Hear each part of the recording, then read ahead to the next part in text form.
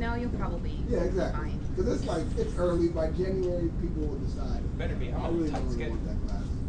Or if they didn't Well, they failed the class before and they have to retake it. I don't want a 7 to 9 programming class. Yeah, don't eat it. No, I do. I do. I like that time. It's all gonna be for me. It's like starting 3 and going to like 10. Yeah, 10 to 11 o'clock on Tuesday, Thursday. Because Fox's starts at 3, then his. It just keeps going. Yeah, which is cool with me. Like, much Well, better it works than well French. for people Yeah, who work. late nights, late Right. mornings. I'm okay with that. Right now, Yep. I have like philosophy and then French 3, which is like. Huh. thank Who's God your that's philosophy teacher? over. Lester. Oh my God, you're gonna love him. No, I already have him. I'm finishing the class. Did you like it? Oh, I love it. Oh But my what is it? God. I'm a programmer, so I don't really want to talk about religion. Oh, but it and then go gives talk in you- French. Like, I don't want to. But it gives you something. It breaks up the monotony. I'd rather not. It does, but I There's love that plenty of class. philosophy to be Yeah. I found. love that class, though. Even the We concepts can of talk 1 about and the 0. philosophy of where to put addresses. I'm done with that. Yes.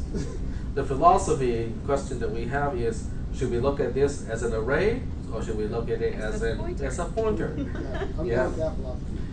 Yeah. I like- to I de- like to that. dereference or not to Yes, dereference? it's the question. Yes, that is the question. All right. So here we have our homework assignment. Last time we talked about the homework assignment, and I gave you enough information to read one line at a time, okay, using the get line method of cin. I told you guys how to compare so that you can check for the word quit all by itself with nothing before and nothing after. So you technically have the ability to write the outer loop, that controls, when to stop. It will keep reading a line, line by line. I haven't really I have not gotten into the part where you are where you actually process the content on the line and to reverse it. But we did talk about enough, of the outer loop so that you can have an outer loop, like a skeletal, control structure of your program done. Kind of at this point, if you have enough time, it's doable. Okay, so what we'll do today is we'll go ahead and take a look at a few subroutines, okay? Because your job now is to write this particular subroutine, which is string reverse. String reverse has 3 parameters. The first one is quote-unquote the destination. This is where we store the reversed string. The second one is the source, which is the original string. This is what you're reading in from cin. And then the last parameter n is specifying, okay, it only has up to this many characters, okay, no more than this much. So what we'll do today is we'll take a look at the implementation of string copy, okay.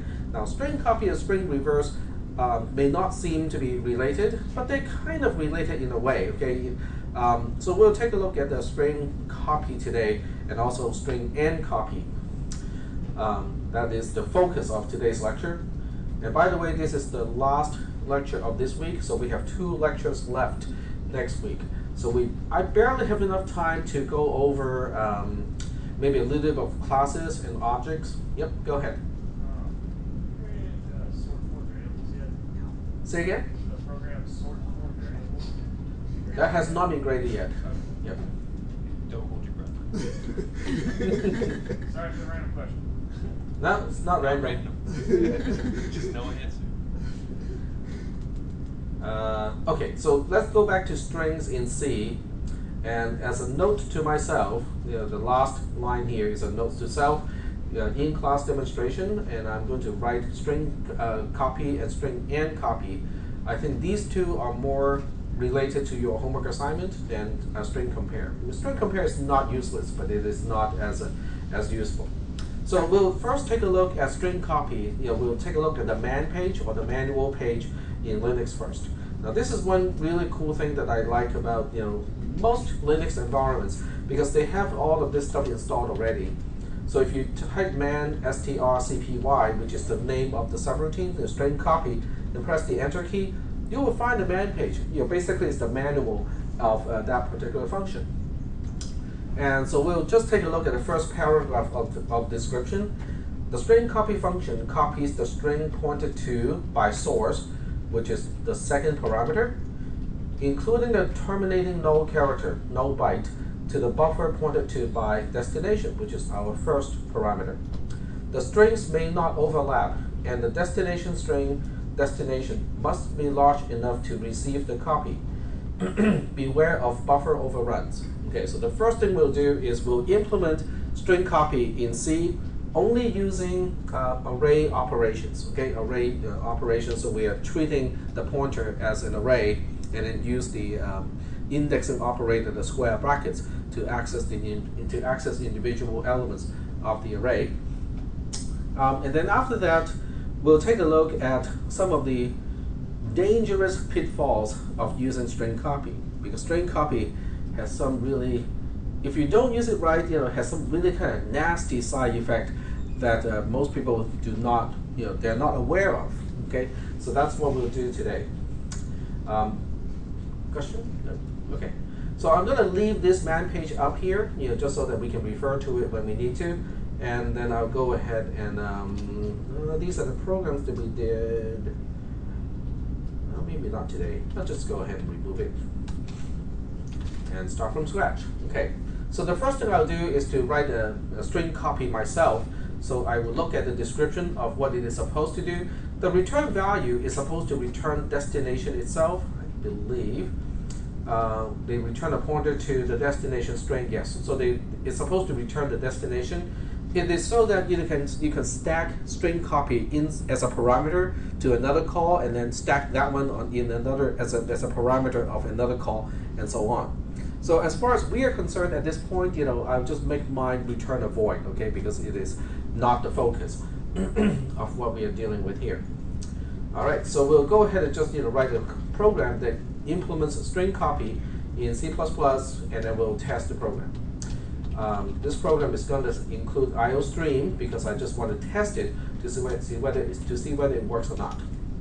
Okay, and then the first thing we'll do is not even to use a string copy or not. What I'll do is I'll just define string A, okay, as an array of 4 characters. That's all I'm going to do.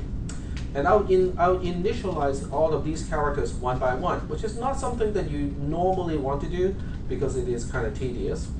But I'm doing this for a particular reason, because I want to emphasize where the no terminator is. And I'm going to specify one more character after that. In the previous class, I used a Z. In this class, I'm going to use Y. Okay, just so that there's some variance here. And then I'm going to use cout to print what is the content of string A, and then followed by the end of line, so that the prompt does not appear to be on the same line as the output, just to make it look nicer. Okay, so here's my entire program, which is not very suspicious at all. There's nothing really tricky about this program. The question though is the output going to include Y, the letter Y? That is the question. And the answer is no, and why is it not going to print Y? Even though Y is a part of string A, it's an array of 4 characters. Why is Y not printed? Oh, that sounds so weird. The 0 tells it to exit. The 0 in item 2 tells it to exit. Because string A bracket 2 on line 9, this is getting a 0, which is the no terminator. So this means, when we interpret a string in C and C++, the content that a string specifies ends as soon as we see the no terminator. But it does not end until we see the no terminator also. Okay? So that means the width, or how many bytes we allocate in an array, is only controlling how many bytes are being allocated. It actually has no implication whatsoever of what is the length of the content of the string itself. So in this case, I have an array that is declared to have 4 characters, but of the 4 characters, only 3 are actually useful. A, B, and the no character are all useful, but only A and B are actually printed, because the no terminator itself is not printed, it's not a part of the output. Its only job is a bookmark and say, okay, here is the end of the string. Okay, so when I run this program, it's not going to be very surprising. Okay, it's going to do pretty much exactly what you would expect this program to do. So we're going to give it a try. Run the program. Doesn't crash, it just prints AB, and that's it. Okay, but the important part is Z is not printed. Are we doing okay so far with this program? Do you mean why? Oh yeah, I would hope Z's not printed. Huh? Sorry? I said I would hope Z's not Do you printed. mean why? He means why? Why? Yeah, why is not, we didn't use it. We didn't Oh, use Y. it. Oh, sorry. Okay. Yeah, Y. The letter Y is not printed. Okay. I was in the mindset of the early class, which used Z as the last character. Okay. All right. So I'm going to change the program a little bit then. I'm going to introduce a variable I here, and I'll go ahead and initialize I in a strange way, somewhat strange, not terribly strange. So I'm going to use a 6, 4, 6, 3, 6, 2, 6, 1. Okay, and this is a hexadecimal number. 0x is a prefix of a hexadecimal number. It's base 16. So my question is that going to affect what this program is going to print? It's an entirely different variable. I'm not using any pointers. The way I access string A, STRA is all within the proper boundary. Okay, I'm not using any element other than with index from 0 to 3. So I don't think this is going to change the program, the output of the program at all. The compiler may complain about I and say it is initialized but never used, but that's okay. I mean, it doesn't really change the output. So when we recompile the program and run the program again, it only prints AB. No big deal, kind of what we expected. So here comes the one part that may surprise some people. Okay. What if I take this out and I make it a X? So in this case, I'm initializing string A as ABXY. All 4 characters are now taken up by non-null letters or non-null characters. Well, the initialization themselves are not a problem. In other words, when you look at this program, lines 9, 10, 11, and 12, they are not a problem. I'm not indexing, the array out of bound. I mean, I'm only accessing things that are still in the array. But when cout is attempting to print string A, it is constantly looking for the null terminator, right? And it is not here. Okay, so what happens after we scan all 4 characters in string A and we cannot find the null terminator? What do you think cout is going to do? Keep going down the address. Keeps going. So it gives us a bunch of gibberish. Yep, it keeps going. So whatever variable or other construct just so happens to occupy the memory locations right after string A will now be potentially be printed by cout, because cout is not going to stop until it sees that null terminator. Is that okay? So we'll go ahead and test this program again. And we'll say compile and run the program. Oh, That's interesting. now that is something, right? Because this part you would expect, because after all, that's what we put into string A. And we know that it won't stop until it encounters a null terminator. But what is after A, B, X, Y? It's something that doesn't seem to be very random. It is A, B, C, D. Okay? So what I'll do is I'm going to print the program itself, on the command line itself, just so that we can look at the output and the program itself, at the same time. Just a handy way of looking at both at the same time. Does anyone see anything that might resemble A, B, C, D in the program itself? A sequence of something that has the pattern of something that is sequential. 0, 1, 2. 0, 1, 2. How about the way I initialize I? When you look at Okay, so because it's an integer, it's looking to those memory locations, and when it's finding its little groups of 1s and 0s, it's trying to figure out what they are, and it grabs them in their little clumps, expecting that they're going to be an integer, and then checks them to the ASCII table and in the ASCII table finds No, it? because Not it's quite 64, that complex. It's 64, actually 63, 62, 61. It's decrementing down the line. those are the ASCII codes of D, C, B, and A. Yeah. Okay, so it's not quite as complicated as what you think. It's actually easier, simpler. What happens is the way the variables are organized.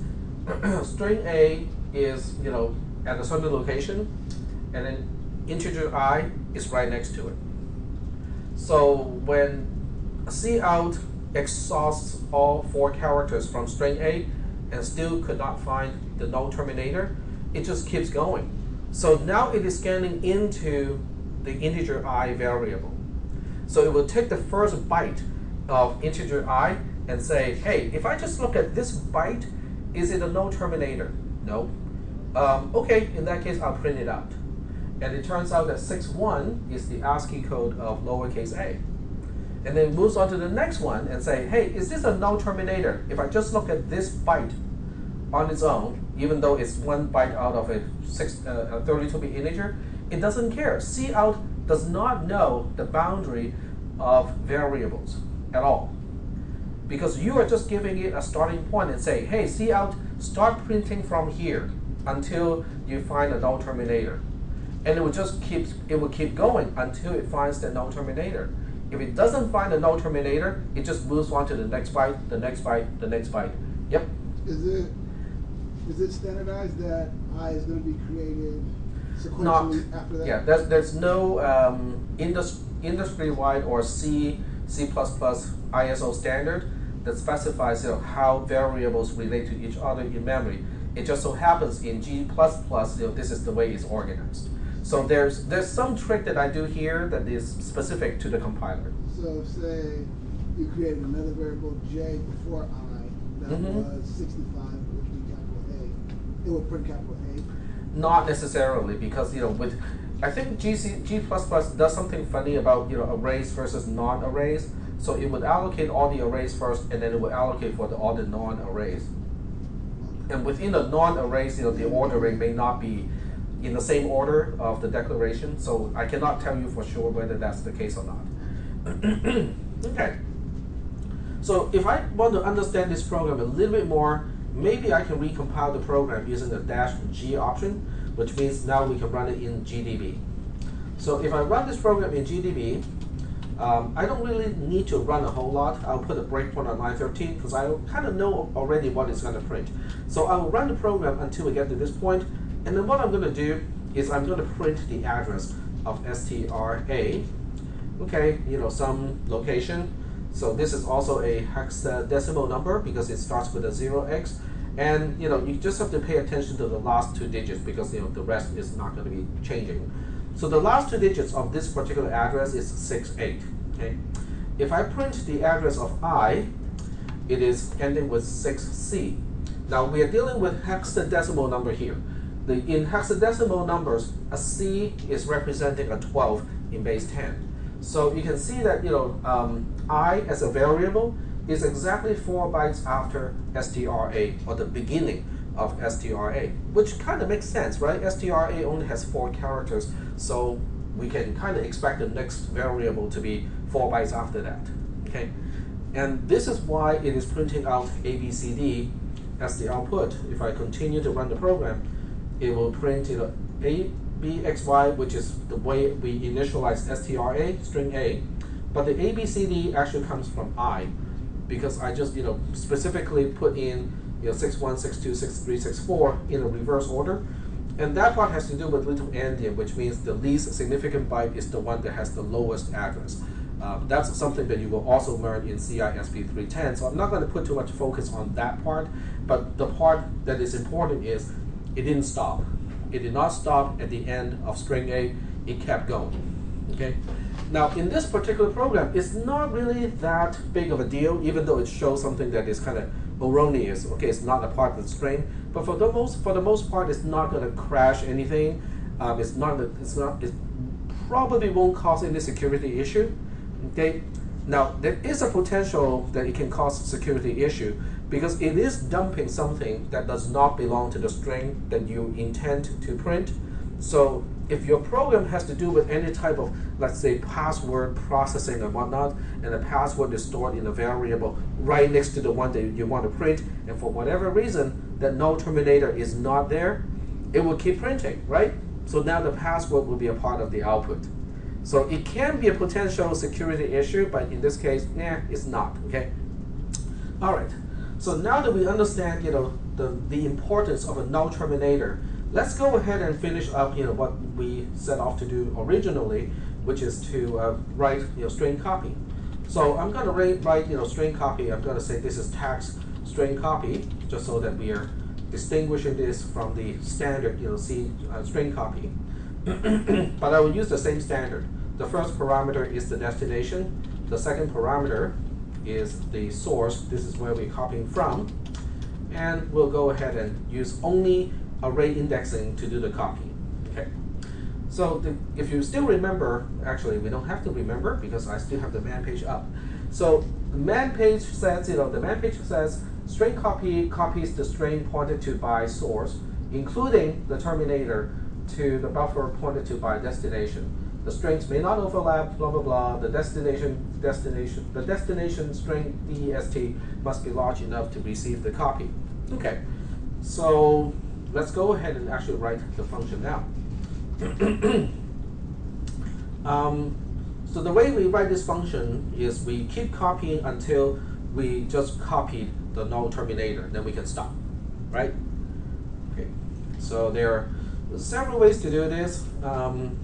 In the early class, I kind of do it in one way. So in this class, I'm going to do it in a slightly different way. If you want to check out the other way, you can kind of watch the video from the morning. So I'm going to do it, this is actually more a standard C way to do things, because it's not really spelling out things as much as the other one. Okay.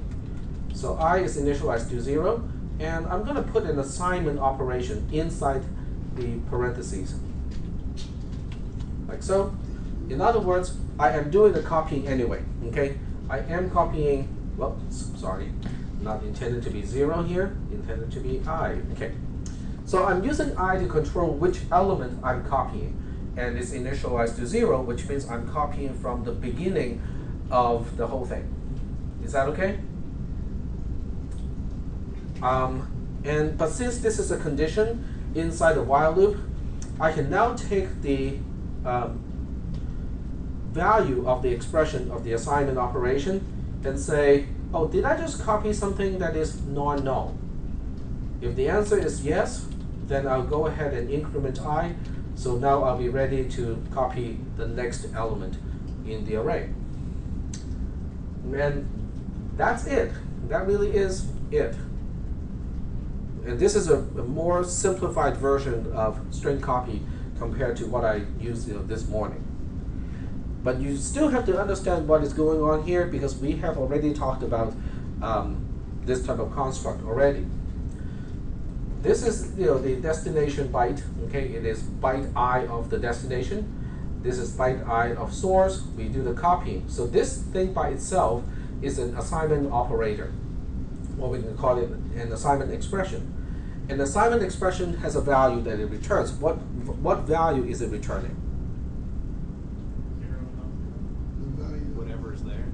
Whatever is being copied, right? The value that is actually copied, which also is the value of destination bracket I after the operation. So I'm taking that and say, is that non-zero? Okay, because 0 is the ASCII code of the null character. So by comparing, did I just copy a 0? By asking that question, I'm now determining, is it time for me to get out of the loop? Because if it is 0, that means not equal to 0 is going to be false, then I get out of the loop. And it is the right time to get out of the loop because I just copied the null terminator. Is that okay? All right. And if I did not copy a null terminator, then I need to move on to the next byte because my objective is to keep copying until I copy the null terminator. So this is a fairly short and concise way to implement string copy. There's even more concise. There's an even more concise version of this code but that involves the use of pointer arithmetics, so I'm not going to go there yet, okay? But for the time being, I'm just going to use array notation, okay? Because arrays and pointers are pretty much the same thing in C and C++. Okay, so I'm going to test this, okay? So the way I test this is I would go back and change the program back to have a null terminator, just so that I can check whether it works under a normal situation. So I'm going to put string B ahead of string A, and instead of printing string A, which is what we did already, we're going to print string B to check whether the string copy operation is successful or not. Okay? So are there any questions about the program at this point, other than the fact that I'm missing the call that I'm trying to test? I was like, how does it know what to do? It's telepathic. There we go. Okay, so we call text string copy first. We copy from string A, which is initialized from line 20 to line 23, to string B, and then we'll print string B. So what should be the output of this program? AB. Just AB, right? Yeah. Just AB, because string copy is going to copy the A and say, hey, did I copy a null character? No. Move on. It will copy the B, and it will ask again, did I just copy a null character? No. Move on. It will copy the 0, which is the null character, and it will ask, did I just copy the null character? Yes. It's time to exit the loop, and that's the end of a string copy. So we're kind of expecting this program to operate in a fairly predictable way. No big deal here. So we'll recompile the program, run it again, and it just prints AB, exactly what we expect the program to do. Are we still doing okay so far? Okay. I'm going to make one line of change and basically completely mess up this program, so it will give us a segmentation fault. In other words, the program will crash. That's all I need to do. Unlike last time, okay, unlike at the beginning of the class, which just resulted in printing something extra that is not what we intend, this is actually going to break the program. It will give us a segmentation fault. Okay, so let's first check to make sure that it is giving us a segmentation fault, and then we'll go back and find out why it is giving us a segmentation fault. Yes? What do you change? Okay, this is what I did. 0 to X. This was the original one, and this worked okay. Okay, and I'm just changing the null character to X. Anything that is other than null. Okay. Okay. So let's go ahead and run the program first. Okay, just compile and just run it by itself, just to make sure that it does give us a segmentation fault. Okay, it gave us a segmentation fault, which is like, why? And then we'll say, okay, we are smart. We know how to use GDB. So we'll run the program in GDB so that when it does crash, it will give us some clue. Okay, we run the program and it crashes. Okay, well, unlike when we ran the program outside of GDB, which did not give us a single clue of what is going on, this one, when it does give us a segmentation fault, it's telling us that the segmentation fault is coming from line 7. So that's what, I'm not sure whether people in the back can actually see this part. This is what this output is about. Okay, the segmentation fault is happening when we try to execute line 7. But more importantly, okay, not in addition to knowing which line is causing the problem, it is also giving us something that does not make sense at all. It's telling us the destination as a parameter is starting at this address. We know we are familiar with that address, right? And source is starting with this address, which is right next to it, which kind of makes sense, okay? But the content does not make sense. It has AB, XY, AB, XY, AB, XY. It's our array over and over again. It is the array over and over again, but why is it repeating the pattern? Because we're never finding our null. Exactly, we are not finding the null character. And on top of that, the two arrays are right next to each other. We just violated one of the rules that string copy said do not do this. They're overlapping.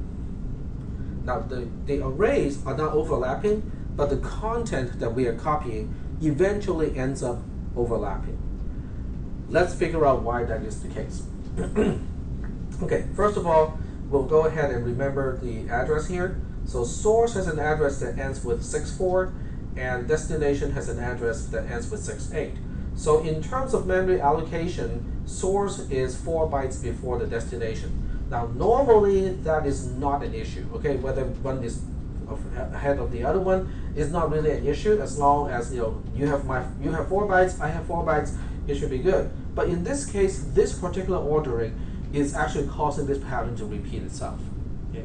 So what we'll do is we'll switch to a spreadsheet, and this one actually is the finished answer already, so I'm gonna close this one and then make a new one for this class. Okay, so I'll go ahead and, but this time I'll do it a little bit better by including the actual address in this representation. So we'll put this down a little bit and display, basically I want to display both the text, the terminal, and also the spreadsheet at the same time, at least a portion of that. All right, so now we have what we need here.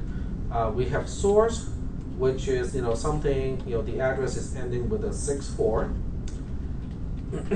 So this will become the first element of source, the second element of source, the third element of source, and the fourth element of source.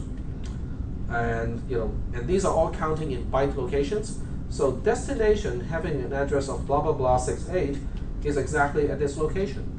Is everybody still following me, understanding what I'm trying to represent here? Each column is representing a byte, so I'm just kind of laying out how memory is allocated to the two arrays. So this will be destination 0, destination 1, destination 2, and here's destination 3. Okay, the source, we know what is in it because this is the one thing that we explicitly initialized. So we know it has A, B, X, Y, right? The destination is uninitialized, so originally it has some content, but we don't know what it is. Okay, so when we start to execute a program, the first thing it's going to do is to copy source bracket 0 to destination bracket 0, right? In the first iteration in string copy, that's what it's going to do. In the second iteration, not exciting at all. Third iteration is X to X. Fourth iteration is Y to Y. Okay, so the first 4 iterations did exactly what we expected to do. What about the 5th iteration? So in the 5th iteration, when I is 4, now to us, looking at this picture, we'll say, hey, hold on here, stop, because source only has 4 elements. So when the index becomes 4, which means we want to access the 5th element, we should stop. That's the end of the extent of source. But string copy as a subroutine is not getting the parameter, which is an array of 4 characters. What it is getting is just a pointer. A pointer is basically just saying, hey, look at this byte here. That's what a pointer is. A pointer does not tell you where it ends. It's just saying, hey, it starts here. Yep. But so shouldn't because if it's at 5, it's just incrementing 5 places from the initial pointer. So it should be trying to copy basically the 5th iteration should be trying to copy destination A. A 0. It should be trying to copy here. A to there, yeah. Yes. And then that's what it did. And then just keeps doing that. Yeah, exactly. Because any chance that we have a no terminator here is automatically destroyed by the very same thing that we did. So by copying, we are now overwriting any location that might actually have a no terminator. And our segmentation just comes from what? Running out of space. So we just override all of them. We overwrote the entire, well, in this case, the entire stack, but basically it is a portion of memory that is allocated to your program where your program has write access to. But that region has a limit, okay? It only gives you so many bytes that you have write access to. So eventually we are repeating ABXY so many times that we ran out of space. And at that time, the address will now go to a region where you do not have write permission, and any attempt to write to that location is causing the segmentation fault. In other words, a segmentation fault is really just the processor complaining and say, hey, you were not given write access or read access to this location, and yet you're trying to access this location, not permitted. That is a segmentation fault, which is in Windows called something else. It is called a what? Exception of some kind. It's called Windows being Windows. No, it has. This has nothing to do with Windows itself. It's a problem of the application. What is the name of? It's a runtime exception. I cannot remember the name. Overstack. Overstack or something. It's not exactly a runtime error. Okay, I'm going to look it up. Segmentation fault in Windows is some kind of exception. I cannot remember what. Stack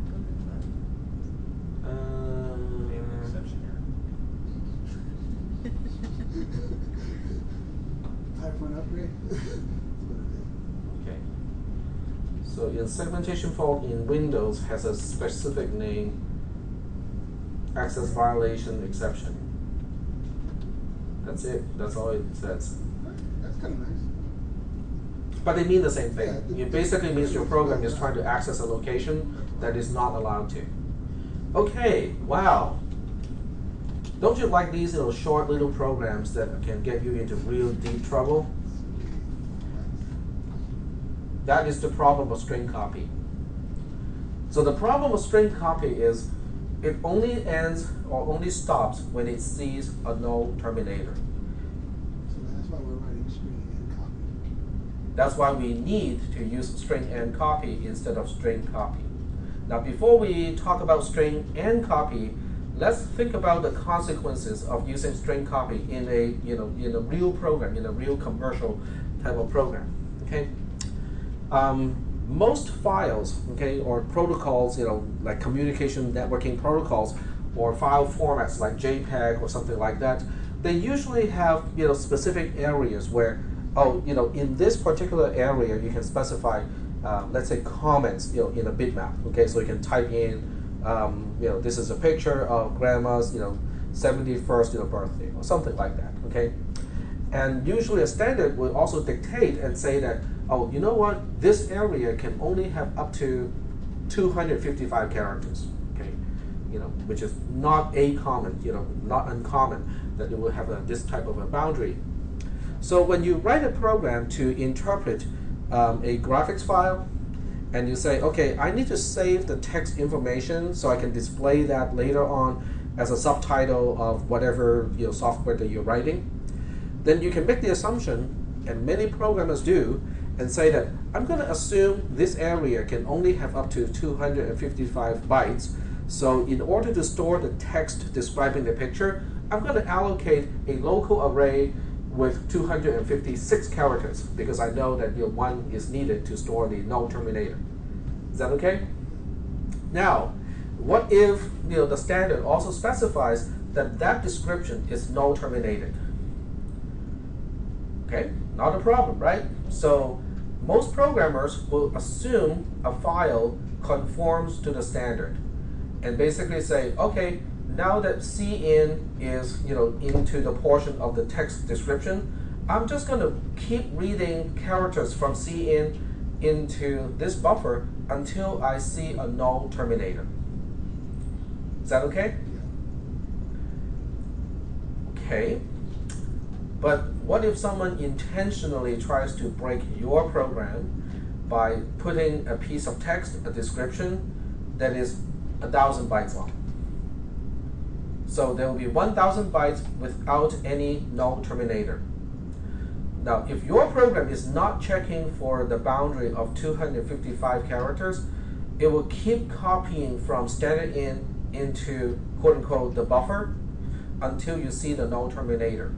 But by the time you stop, you would have overwritten certain stuff that is important. Okay, and this is what a Stack Overflow exploit is. This is the mechanism of a Stack Overflow exploit. Okay, so if you think about it, I can just draw a picture real quick to describe what is happening here. This is the 255 characters that you have declared. You call that char description 255 or 256, doesn't really matter. Okay, so you have a local array allocated to store the description of a JPEG or GIF file or whatever. Okay, the file itself, unfortunately, specifies, let's say, 1024 bytes, and only the last one is a null character. So the other 1023 characters or bytes are non-null.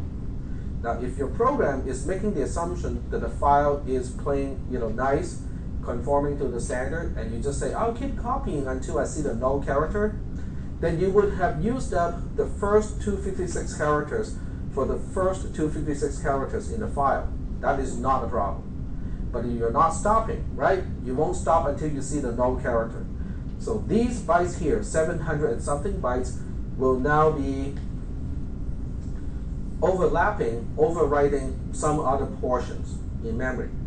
And this turns out to be in the stack for the most part. And the stack is kind of interesting because it is not only there to store local variables, parameters, and other things, but it also controls the flow of your program.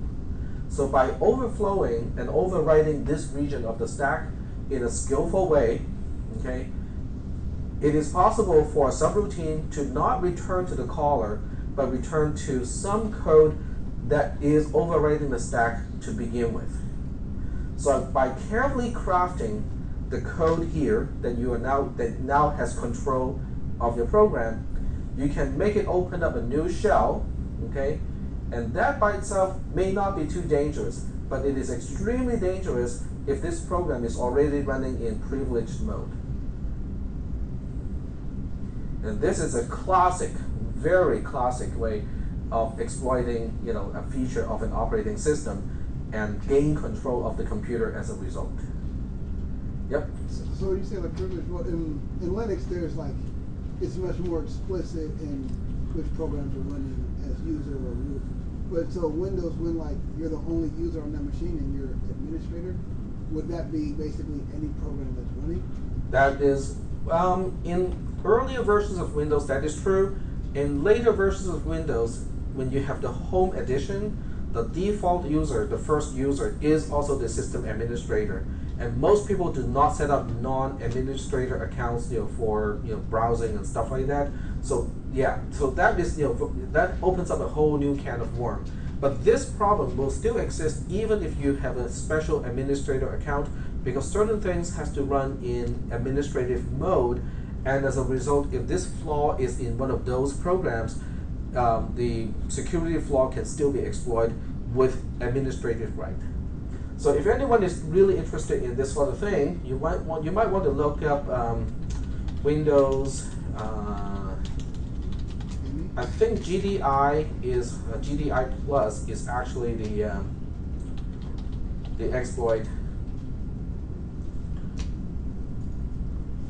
and this happened I think in 2006. Somebody found this particular bug. I'm just going to magnify this and focus. So risk level high, insanely high, and you can look at the systems affected.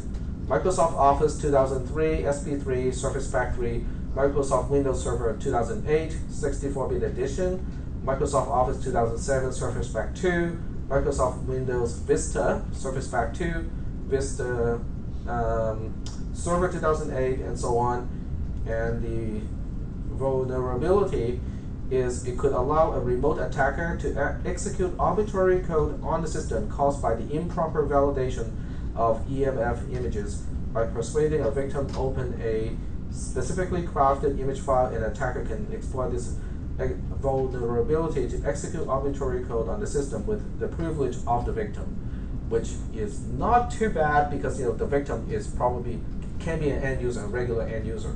But if the victim is also an administrator, then this can do a lot more damage. And I think the nature of this particular exploit is exactly what we just talked about.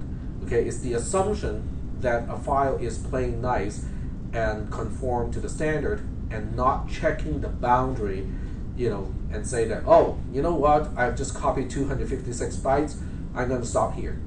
Okay.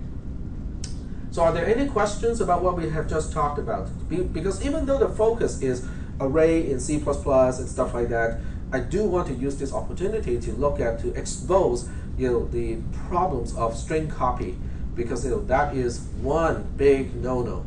I mean, if you see anyone using string copy instead of string and copy, there's a problem.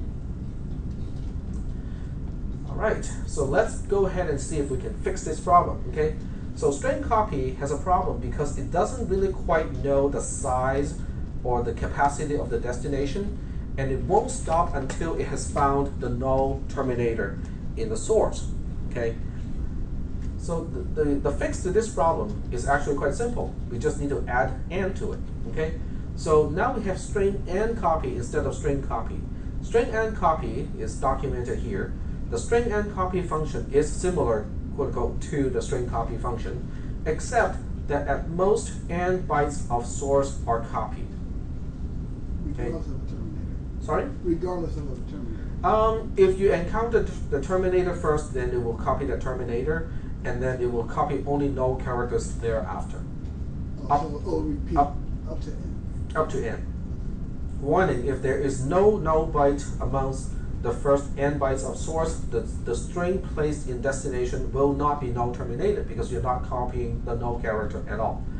If the length of source is less than n, string copy writes additional null bytes to destination to ensure that a total of n bytes are written.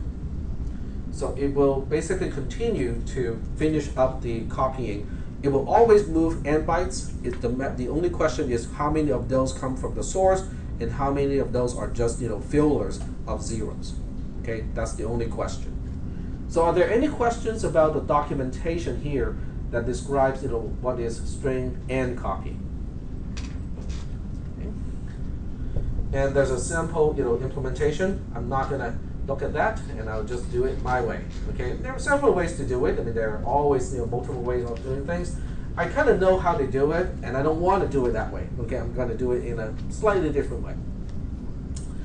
All right, so let's go ahead and now implement string and copy, and this time I'm going to implement my own too.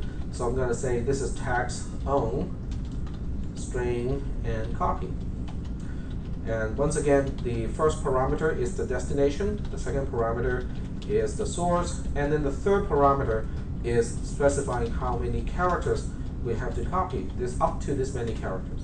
Okay, and I will use I again, as a index variable, and I'm going to use another local variable to indicate whether we have seen the null character at the end of the source. Okay, so I'm going to just say end of source, and it's just a boolean. Okay, it's either true or false. I is initialized to 0 because we have the copy from the beginning, and end of source is also initialized to 0 because we have not seen the end of source yet. Okay, we have not confirmed that we have seen the null terminator from the source. So the way I'm going to do this is different from the man page. You can look up the man page and look at their implementation too, but the way I'm going to do it here is slightly different. So I'm going to say use a for loop. In fact, if I use a for loop, I can combine these two into this portion here. I'm not going to do that. So what I will say is, as long as I is less than n, keep doing. So whatever I specify between, right now between line 21 and line 22, will keep going exactly n times. Okay, which is based on the parameter n here, which is typically the capacity or the size of the destination. Okay.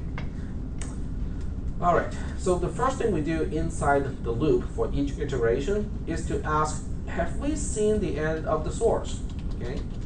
If so, we'll do it in one way. If not, we'll do it in another way. If we have already seen the end of the source, which means we have seen the null terminator already, then all the additional bytes that we are copying to the destination should be zeros, exactly. So at this point, we just say, destination bracket I, because I is controlling which element we are overwriting at the destination. We'll just put a 0 there, okay? If that is not the case, if we have not seen the end of source, which means we haven't seen the null terminator of the source, then we have to keep copying from the source, like that. So this is the way I'm going to implement the string end copy. So with string end copy, just because of the third parameter makes you think about, oh, okay, what is the capacity of the destination? You have to think about it because you have to supply that parameter. Okay, which is good already. All by itself, it is reminding you and saying, hey, think of the end of the destination. What is the capacity? So when I implement the new function, I have to change my function call here to use string end copy. And the best way to specify the capacity of string B is to use size of string B. Size of is an operator. Strangely, it is considered an operator and not a function call. And what it does is it computes, it asks the compiler, this is actually a question that the compiler is asking itself. It's basically asking string B as a variable, how many bytes are allocated to string B as a variable. So in this case, string B is an array of 4 chars or 4 characters, and each character is a byte. So the size of string B is actually just 4 in this case, which also specifies the number of bytes or characters that we can copy from string A to string B. Are we still doing okay so far with this code? Okay, so let's go ahead and recompile the program, and then we'll run the program again. Now this time it will still print some additional stuff because we haven't fixed the problem, right? There's still no null terminator in string A.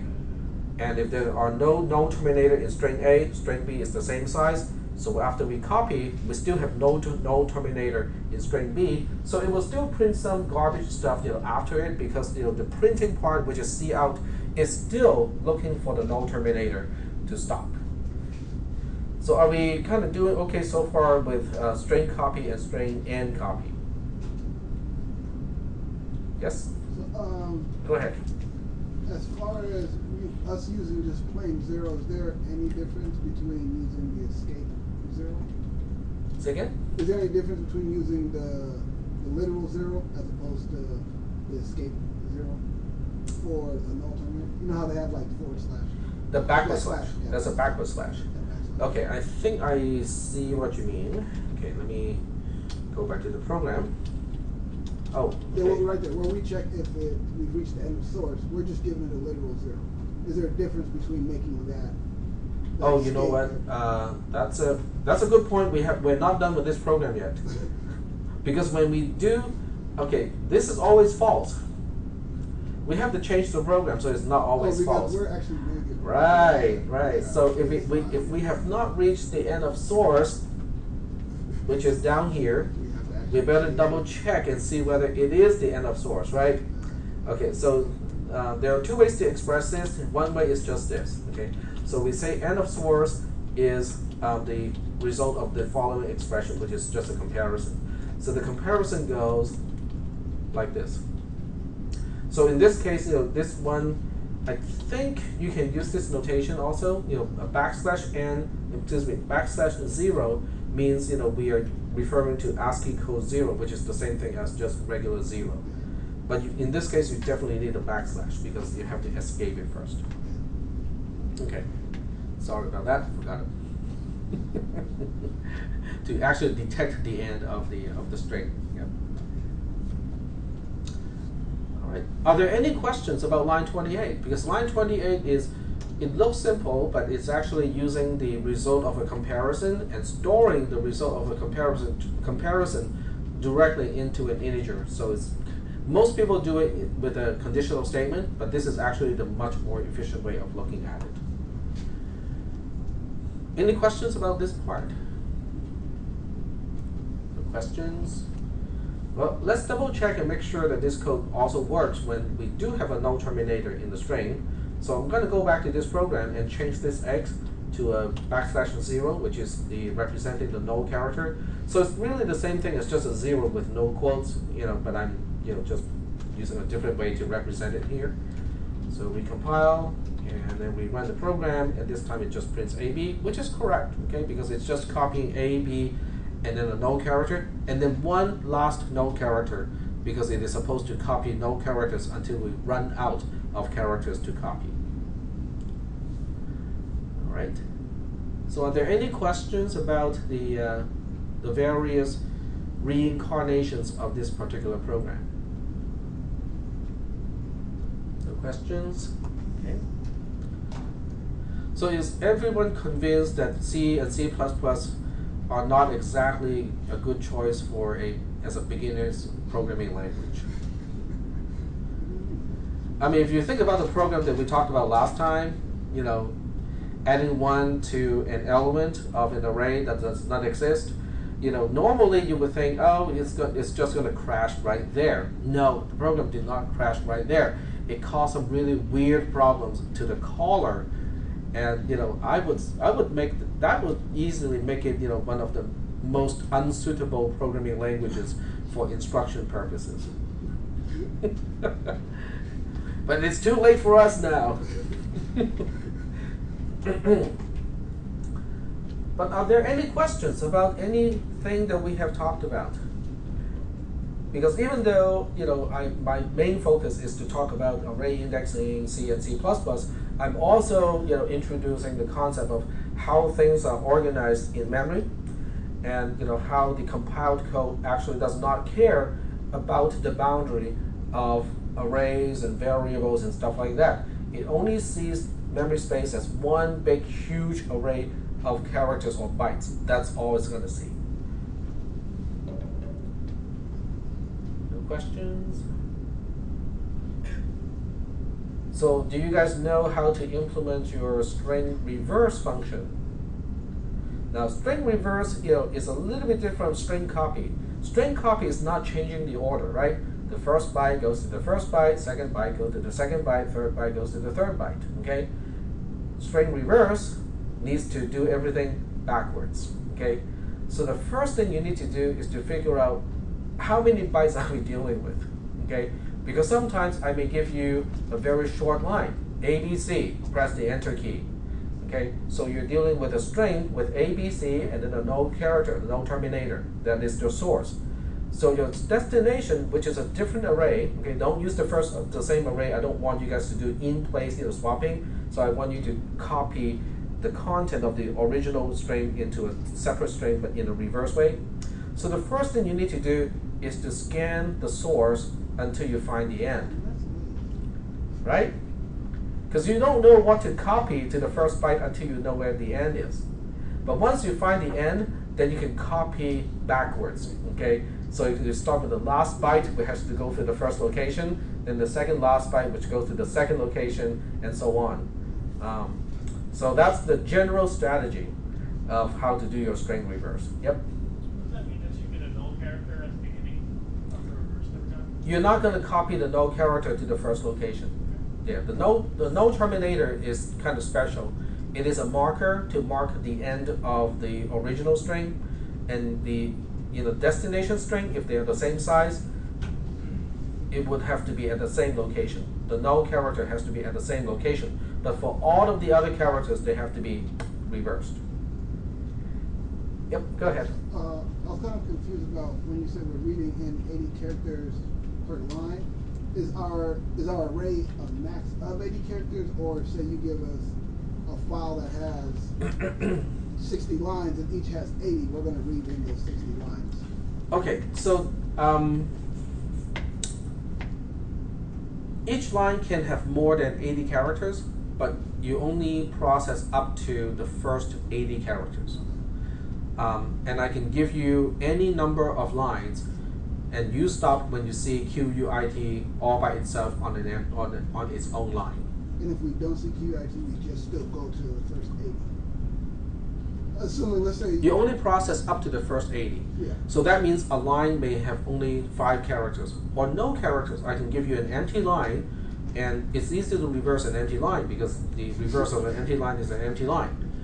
Okay, so you have to be prepared for any of these situations where a line can be empty, may have one single character, may have exactly 80 characters, may have 81 characters, or it may have a lot more than 81 characters. Yes, so what I'm saying is our exit conditions are basically what you just said. It's either going to be the first 80 that we read, which then we stop processing. No. You stop processing that line, but then you have to ask for the next line and the next line. Oh, that's what I'm asking. So we can print multiple lines, but each line is only allowed 80 characters. That is correct. Yep. You stop only when QUIT all by itself is spelled out on a single line. Beyond Then that, you stop. we just keep going to 80 Right. max. Okay. Yep. Go ahead. So when you're reading a line that's got like quit, space, other stuff, does the space count as a null character, or is it just an ASCII code of space? Space has an ASCII code of 20 in hexadecimal. It is not null. Okay. Yeah, null is if it's a character, it's not really printable. You cannot really see it. All right. Any questions? Okay. Now I'm going to give you, some debugging tools. Just in case you run into a situation where you think this kind of debugging tool may be useful. Okay. So I'll go ahead and okay, let's do this. Okay, I'm going to go back and mess up this program again. And, well, just to the point where it will print out some non-printable characters. Okay, so I'm going to go back to this form where it will print out something that is not really printable. We compile, run the program, and you can clearly see that it has some gibberish. Okay, so but the gibberish, depending on, sometimes there are specific patterns to the gibberish that can help you debug the program. But the way it's displayed here is really hard to decipher. It's really hard to see what it is. Okay, so let's go ahead and try to figure out what is the actual output of this program, and just in case it might be helpful to you. Okay, so when you run this program, you can use a redirection. So when you run it on the command line, you can just redirect from input standard in your program. This one does not, it's not useful because we don't have anything to feed it. But on the other hand, you can capture the output. So instead of printing the output to the screen itself, you can actually capture that into an output file. Then you can re-examine the output file as many times as you want to, because it is now captured in a file.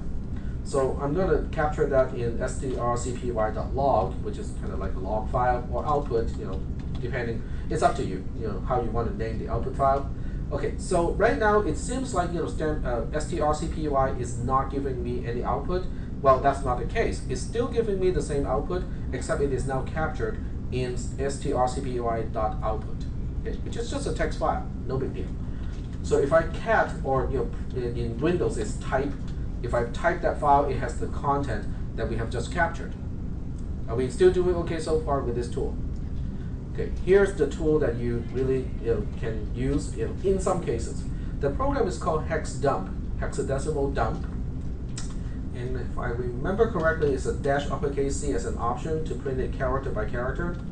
Then you can supply the name of the file that you wanted to dump. And this can be useful. It depends on the output of your program, and also whether you're in a situation where the output may give you a clue of what is going on with the program. But what you're seeing here is it is printing the ASCII code in hexadecimal, byte by byte. So the first byte has an ASCII code of 61, which is corresponding to lowercase a over here.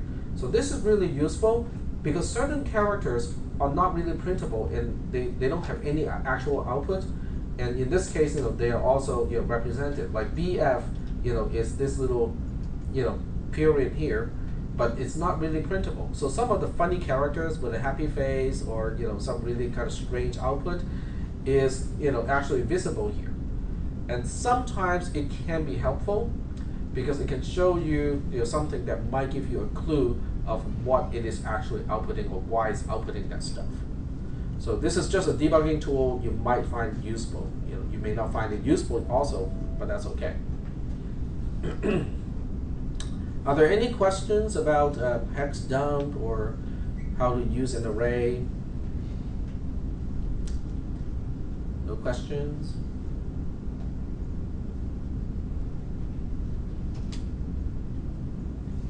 How many people have gotten started with this program? That's good. Okay, getting a head start is always a good thing. And do you guys feel confident that No, I do. Now you do. Okay, very good. Well, that's the whole idea of giving you an assignment first, and then go over the concepts that you need to do the homework, because now it is connecting to something that you're actually doing. Is this due on Monday? Yeah, this one is due on Monday. So, since we only have a couple classes left, are you going to do a study guide for a final? Yeah, I'm going to use next Wednesday, for the final exam. It's a practice final exam, so I'll give you some idea of what is going to be in the final exam. The final exam is comprehensive. It's pretty hard for a class like this not to be comprehensive. We cannot say, well, you know what, I'll ask you guys questions about arrays, but we won't use comparison or, conditional statements. That's pretty hard. So it's going to be comprehensive. It has the same format as your midterms, so the first and the second midterm. It will have the same type of format. It's open book, open notes, bring anything that is helpful to you. How many people are open to the, okay, I'll ask for people who object first.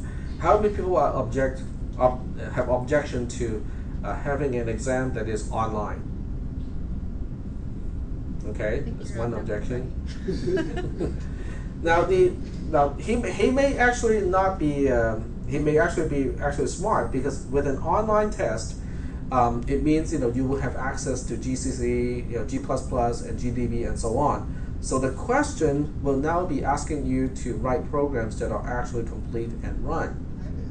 I think it would be a heck of a lot easier to do it if you actually have a computer to do it. I can muffle my way through things. Writing it down is not. Now, okay, but the grading is going to be different too, because if you have the tools to write programs, then any program that is turned in that do not even compile won't have any points. Okay, there won't be any partial credit because you have the tools.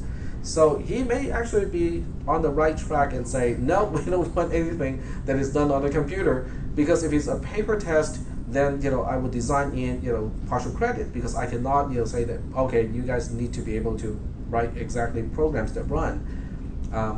Because if it's done in an environment where everything is open, you have access to online tools, the compiler, the debugger, code blocks, and so on and so forth.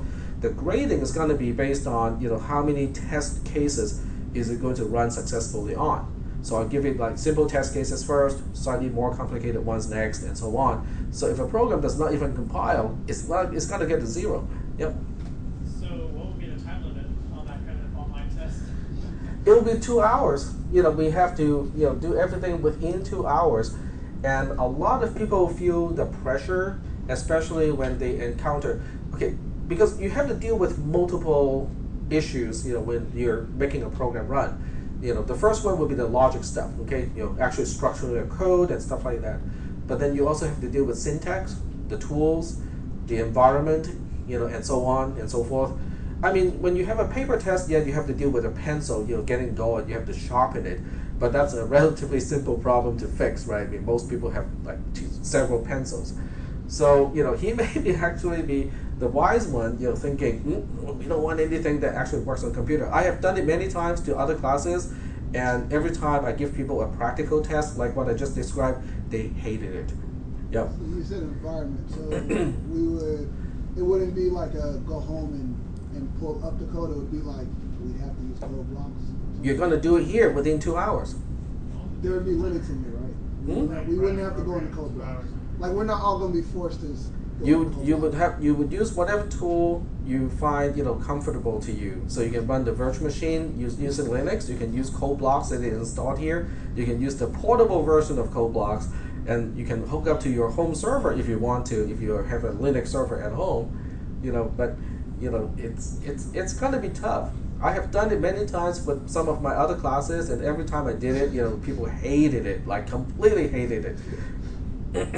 And even though every single time I thought those were pretty easy questions, but most people did not end up with a program that runs, that even ran. So that's actually not a bad idea. You're not really selling it, are you? I'm just saying that it's not. I was interested right up until we're still got to be here for 2 hours anyway, doing the exact same thing. So why not just do the easier one on paper? Yeah, but it's not going to be the same, because when you have access to the tools, I can no longer ask a question like, here's a program, tell me what it does, or tell me the value of this variable when it gets to this line. I'm not going to ask those questions. I'm going to say, here's a program, it does a certain thing up to a certain point. I want you to fix it so that it will do this correctly. Or find out what's wrong with this program. This is the program specification, and fix it. And that can be a little bit harder. I'm not going to say that out loud. So. But I think it would be a good idea to do that as a programming contest, as a competition. I think it would be great, just to give people a set of problems and just say, within, I'll give you 2 hours or 3 hours, and whoever can solve the most number of problems, wins the competition. What do you win? When I was about at your level, I won a HP calculator, an HP 41CX calculator, which at the time is like top of the line, man. I mean, people were drooling. And we were competing. Once we go through the in-college competition, the team went out to compete with other schools. It was kind of fun. Yep. So can we expect the adventure number 2 back? Actually, that is a good question because I do have it back. It is all scanned. Otherwise, it wouldn't have been a good question. Well, you have to think about me carrying this, every single day, and nobody asked me, and I forgot to pass it back, and then I carry everything home, and then the next day I carry everything back here. Thank you. Thanks for the reminder. Okay, I'm going to separate it into 2 piles so that people can go through this quicker. There you go.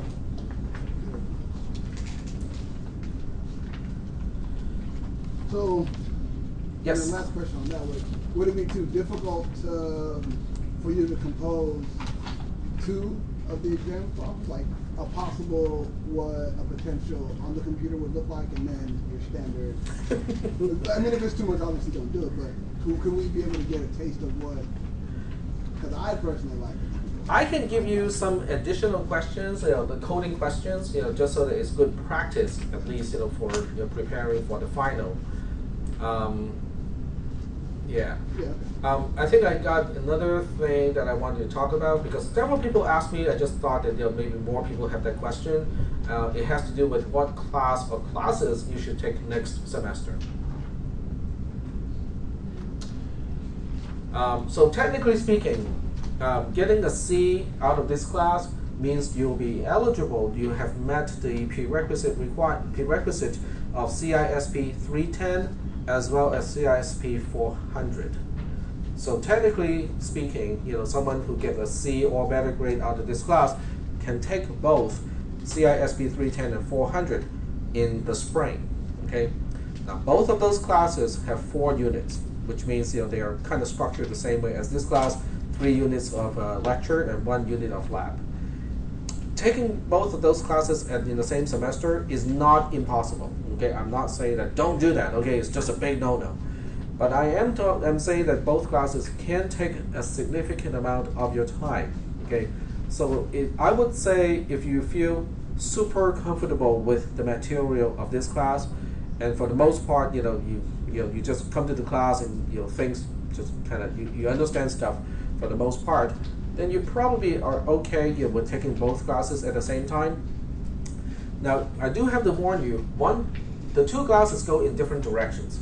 CISP 400 is object-oriented programming. In other words, they focus more on the organization of a program. Okay, how do you organize the code of a program? How do you use classes and abstraction of all kinds to, so in other words, it goes in one direction like that. Assembly language programming is all about how do you build a castle using single grains of sand individually. And here's a little super glue applicator, okay? And here are like 5 grains of sand. Build me something, okay? So it goes in the opposite direction, okay? And that means, taking those 2 classes in the same semester really feels like taking 2 different classes in the same semester because they don't really share much in common. It's a tautology. It's like 2 different classes that feel like No, but there are many cases. Okay, but there are many cases where this is my personal experience. Okay, so there are some cases where I can take like 2 classes in computer science, and it only feels like 1.25 classes because they overlap or the topics relate to each other. Yeah. Because if they relate to each other, they weave in, and then your brain understand both concepts, but without having to use twice the effort. CISP 400 and 310 are not like that. They don't weave, okay? Because they go in opposite orthogonal directions. So be warned about that part, because sometimes you can get into, let's say, 401 and 400, okay? Java programming, object-oriented, and C++ programming, object-oriented. Those 2 classes, if you take it in the same semester, it will feel like 1.2 classes. Because for the most part, they have almost exactly the same concept, almost exactly the same syntax. In fact, they're too similar. That may become the issue, okay? Because now you cannot remember the syntax of which one is which one. But for the most part, it does not feel like 2 completely different classes because they're so related. So you kind of have to factor that into. If you're taking other heavy-duty math classes or physics classes, you also have to kind of think about it. Yeah. Okay, having said all that, here's the last piece of information that you might find useful. CISP 310 is quote-unquote a dead-end class, which means no other class depends on CISP 310. So you can take it anytime you want, and it's not going to delay your schedule. 400, on the other hand, is related to 430. Okay, so I would take 400 first before 430. I think on paper that's not how it's arranged, is it? No, I think you do need 400. You have to have 400. Oh, you have the Yeah. 400 first? Yeah. Okay. So you definitely don't want to delay taking 400 because that will also delay 430, and then 440 has a co-requisite of 430, so that will delay both of those classes. 310 you can kind of take it anytime you want to. Yep. No, that was the question. Is 310.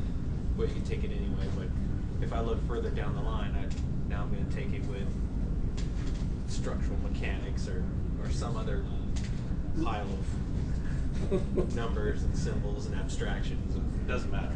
Yeah, I think it's good to take 400 right after 360 because the syntax is just, everything is just kind of moving on. It's as if the 2 classes is just one long class. So if you space out 400, by the time you take 400, you might have forgotten something that you learned in this class that is actually useful in 400.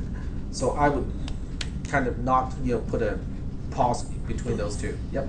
Well, speaking of pause, how much would you say do you necessarily need to take 430 and 440? Because I'm thinking like after 400, I'll end up just taking 430 without taking 440. Do you suggest that they actually, do they intertwine? What are your themselves? educational goals?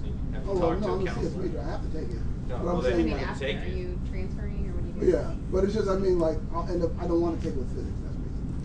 Oh. And I don't want to do, I'm so what I'm asking is, I know that